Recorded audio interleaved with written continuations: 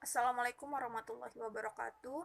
Izin memperkenalkan diri, nama saya Rizka Yuliani, NPM 20150015. Di sini saya perwakilan dari kelompok 2 Sosiologi selaku moderator akan memperkenalkan teman-teman saya, yaitu Adi Satria, kedua Aulia Rotunisa, ketiga Fatima Azahra, keempat Lupita, kelima saya sendiri Rizka Yuliani. Baiklah, di sini kami akan mempresentasikan hasil diskusi kami yang bertemakan tentang dasar-dasar konsep sistem. Materi pertama akan dijelaskan oleh teman saya yang bernama Adi Satria. Baiklah, sebelumnya izin memperkenalkan diri. Nama saya Adi Satria, NPM 20150001. Saya di sini akan membacakan materi presentasi dari kelompok kami, yaitu kelompok 2, tentang konsep-konsep dasar sistem. A. Pengertian sistem sosial. Istilah sistem bagi masyarakat umum biasanya diartikan sebagai suatu cara yang menyangkut teknis melakukan sesuatu. Apabila ditinjau dari sudut sosiologis, istilah ini mengandung pengertian sebagai kumpulan dari berbagai unsur atau komponen yang saling bergantungan antara satu sama lainnya dalam satu kesatuan yang utuh. Dalam buku Pokok-pokok Teori Sistem yang disusun oleh Tatang M. Amirin tahun 1986, menyatakan bahwa istilah sistem berasal dari bahasa Yunani, yaitu sistema, yang mempunyai arti sebagai berikut. 1. Suatu keseluruhan yang berhubungan tersusun dari sekian banyak bagian. 2. Hubungan yang berlangsung di antara satuan-satuan antar komponen secara teratur. Selanjutnya, istilah sistem mempunyai banyak pengertian, di antaranya 1. Mengandung pengertian sebagai himpunan benda-benda yang saling bergantungan satu sama lain. Misalnya, hubungan aptara platina, karburator, busi, dan bensin pada kendaraan bermotor. Sistem yang menunjukkan pada hubungan antar organ tubuh manusia, misalnya sistem saraf, mengandung pengertian sebagai himpunan unsur-unsur kebudayaan, yaitu himpunan gagasan atau ide, perasaan, dan karsa terorganisir. 2. Mengandung pengertian sebagai cara atau metode tertentu yang biasanya dipergunakan dalam rangka memecahkan masalah tertentu yang berhubungan dengan pembuktian suatu hipotesis. Misalnya, metode penelitian dengan sistem wawancara mengandung pengertian struktur atau skematika, pengelompokan, dan sebagainya. Misalnya, pengorganisasian, pembagian kerja dalam suatu organisasi. Baik, sekian penjelasan materi dari saya. Selanjutnya akan dilanjutkan oleh kawan saya. Baik, materi selanjutnya adalah B. Terbentuknya masyarakat sebagai suatu sistem sosial. Sebaiknya kita pahami beberapa definisi menurut pendapat para ahli sosiologi. Yang pertama dari Emile Durkheim. Masyarakat adalah suatu kenyataan objektif individu-individu yang anggotanya berasalkan dari anggota-anggota itu sendiri. Menurut Karl Marx, masyarakat adalah suatu struktur yang menderita ketegangan organisasi ataupun perkembangan sebab adanya pertentangan antara kelompok-kelompok yang terpecah-pecah secara ekonomis. Ketiga, menurut Max Weber, masyarakat adalah suatu struktur atau aksi yang pada pokoknya ditentukan oleh harapan dan nilai-nilai yang dominan pada warganya. Menurut Kwenja Diningrat, masyarakat adalah kesatuan hidup dari makhluk-makhluk manusia yang terikat oleh suatu sistem adat istiadat tertentu. Selanjutnya, menurut Mayer Volax, masyarakat adalah wadah segenap antar hubungan sosial yang terdiri atas banyak sekali kolektivitas serta kelompok, dan tiap-tiap kelompok terdiri lagi atas kelompok-kelompok yang lebih kecil atau subkelompok. Menurut Raucek dan Warren, masyarakat adalah sekelompok manusia yang mempunyai rasa dan kesadaran di mana mereka berdiam bertempat tinggal dalam daerah yang sama, yang sebagian besar atau seluruh warganya memperlihatkan adanya adat istiadat secara aktivitas yang sama pula. Menurut Paul B. Horton, Masyarakat adalah sekumpulan manusia yang secara relatif mandiri, yang hidup bersama-sama cukup lama, yang mendiami suatu wilayah tertentu, mempunyai kebudayaan yang sama, dan melaksanakan sebagian besar kegiatan dalam kelompok itu. Demikian materi yang saya sampaikan. Selanjutnya akan disampaikan oleh teman saya yang bernama Fatima Azahra. Terima kasih. Baiklah, izin memperkenalkan diri. Nama saya Fatima Azahra, NPM 2015009. Di sini saya akan melanjutkan materi dari Rizka Yuliani, yaitu teori sistem. Secara sederhana, suatu sistem dapat diartikan sebagai suatu kumpulan atau himpunan dari unsur komponen atau variabel yang terorganisir, saling berinteraksi, saling tergantung satu sama lain, dan terpadu. Salah satu teori mengenai sistem secara umum pertama kali yaitu teori yang diuraikan oleh Kenneth Boulding, terutama menekankan perhatian terhadap setiap bagian yang membentuk sebuah sistem. Teori sistem mengatakan bahwa setiap unsur membentuk organisasi harus mendapat perhatian penuh dari pimpinan organisasi secara merata, baik komponen fisik maupun non-fisik. Unsur-unsur yang mewakili suatu sistem secara umum adalah memasukkan atau input, pengolahan atau processing, dan keluaran atau output. Berikut karakteristik sistem terbagi menjadi 10. Yang pertama, komponen.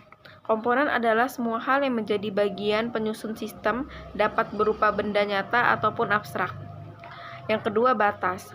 Batas sistem diperlukan untuk membedakan satu sistem dengan yang lainnya agar tidak menyulitkan saat memberikan batasan skop tinjauan terhadap sistem.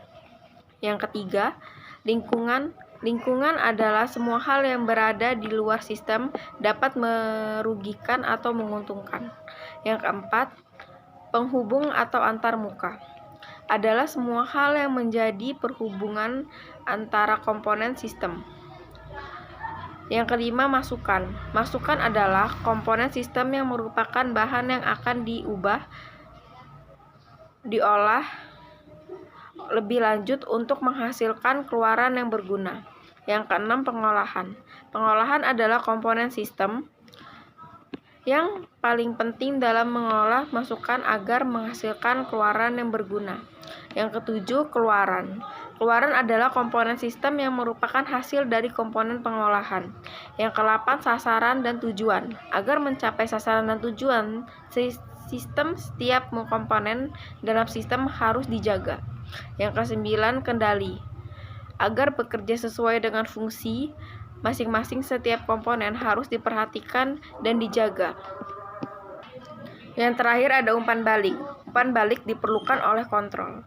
Sekian dan terima kasih. Izin memperkenalkan diri, nama saya Aulia Tunisa, NPM saya 20150004. Di sini saya ingin melanjutkan materi dari teman saya. D. Sistem pengendalian sistem. Pengendalian sosial adalah suatu mekanisme untuk mencegah penyimpangan sosial serta mengajak dan mengarahkan masyarakat untuk berperilaku dan bersikap sesuai norma dan nilai yang berlaku. Pengendalian sosial yang baik diharapkan mampu meneruskan anggota masyarakat yang berlaku menyimpang atau membangkang. Dengan adanya pengendalian sosial yang baik diharapkan mampu meluruskan anggota masyarakat yang berperilaku menyimpang atau membangkang. Telah dijelaskan bahwa pengendalian sosial terjadi karena adanya perilaku yang menyimpang. Jadi, pengendalian sosial sangat berperan penting bagi kehidupan masing-masing. Oleh karena itu, pengendalian sosial pun memiliki fungsi dan tujuan.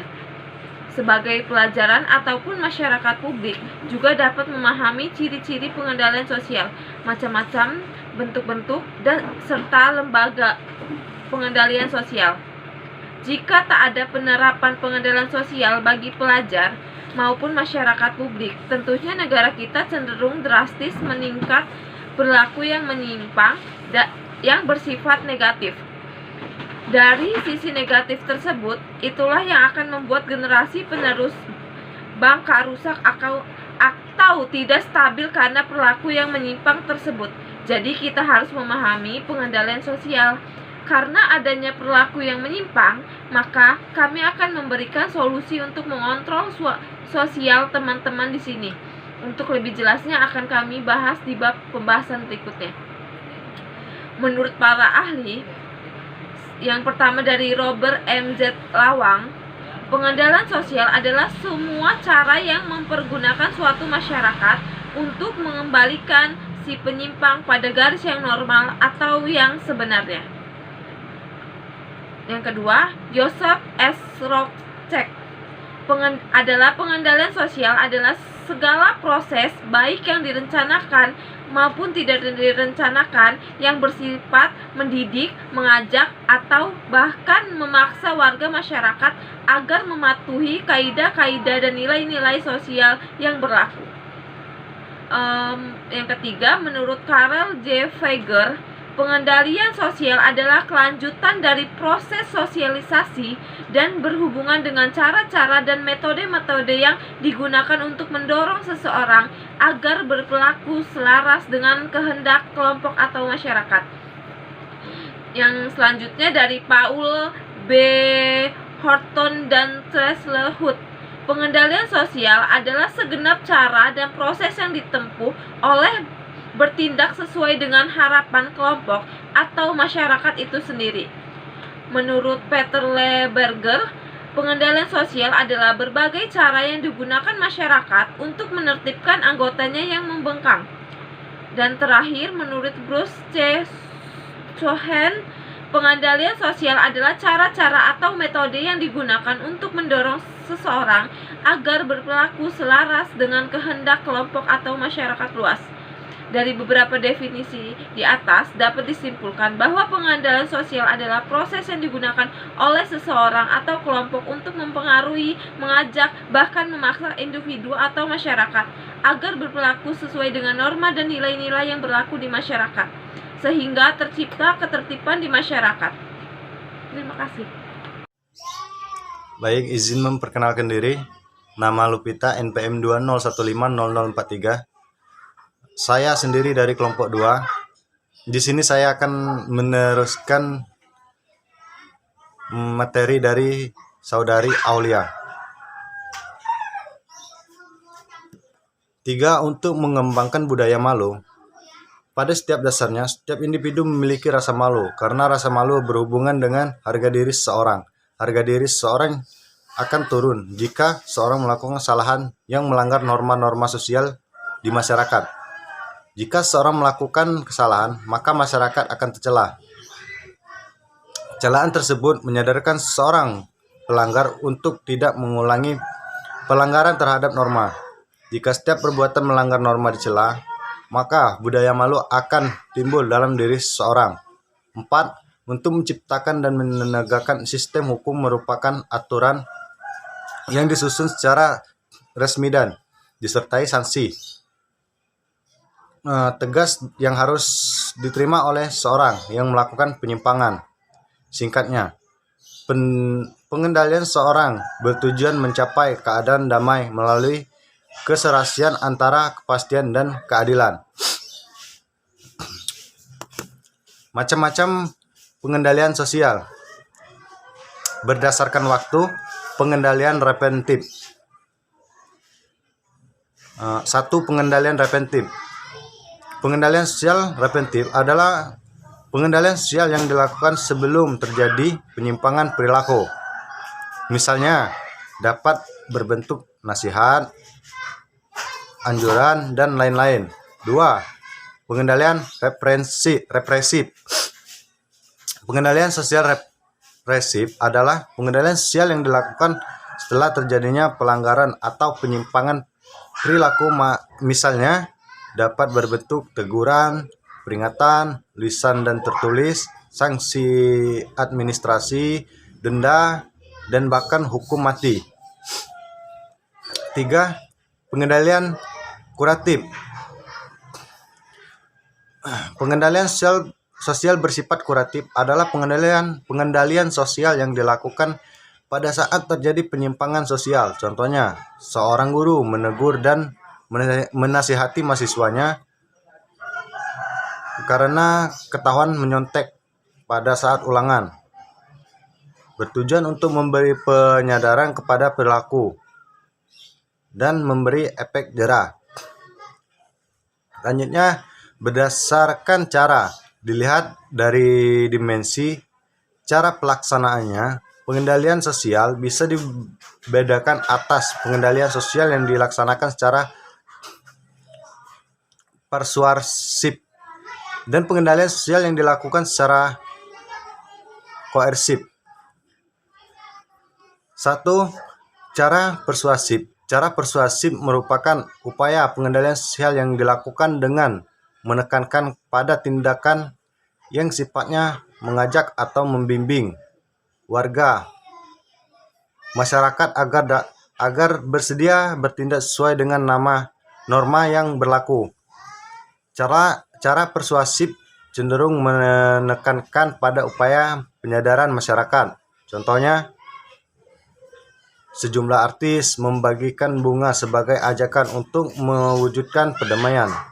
Seorang guru bimbingan dan penyuluhan atau BP menegur dan menasihati seorang siswa yang tertangkap basah merokok di sekolah. 2. Cara koersif. Cara koersif merupakan upaya pengendalian sosial yang dilakukan dengan menekankan pada tindakan yang sifatnya memaksa warga masyarakat agar bersedia bertindak sesuai dengan norma yang berlaku. Cara koersif cenderung menekankan pada berbagai upaya pemaksaan masyarakat. Upaya ini semestinya digunakan seminimal mungkin, yaitu bila upaya persuasif tidak memberikan hasil. Contoh, petugas ketertiban kota memerintahkan dengan pengeras suara agar semua PKL tidak berdagang di tempat yang dilarang. Tekanan. Namun kemudian petugas ketertiban kota mengangkut lapak yang digunakan para pedagang kaki lima yang berdagang di beberapa kali tidak dipindahkan.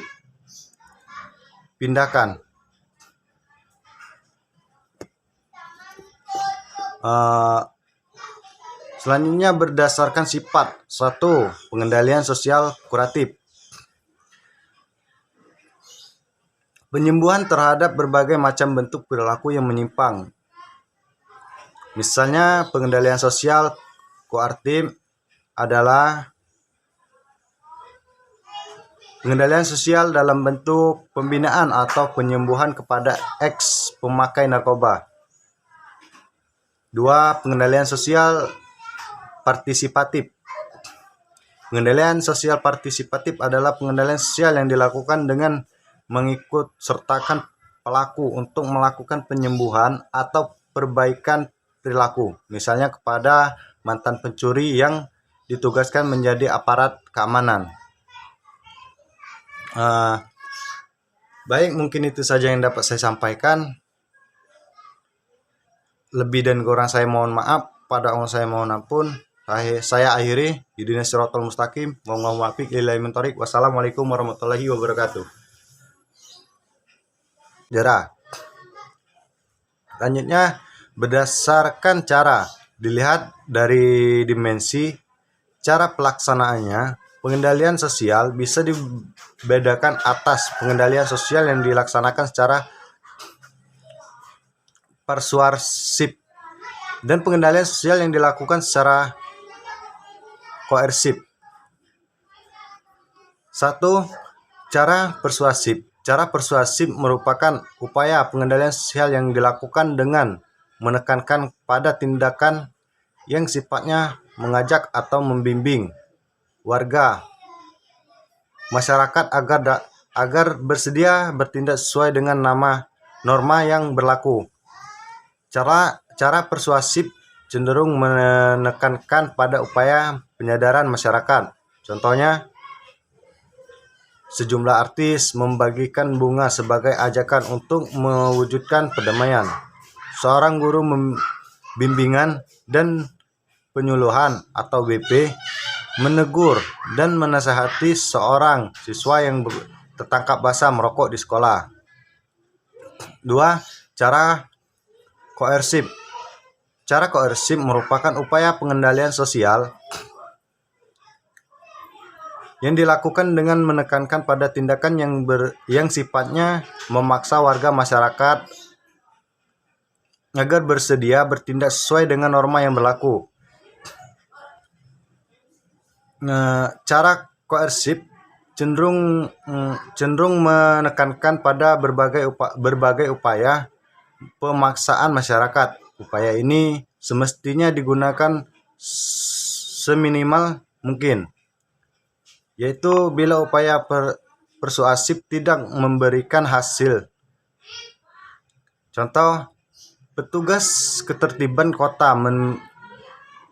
memerintahkan dengan pengeras suara agar semua PKL tidak berdagang di tempat yang dilarang. Tekanan. Namun kemudian petugas ketertiban kota mengangkut lapak yang digunakan para pedagang kaki lima yang berdagang di beberapa kali tidak dipindahkan.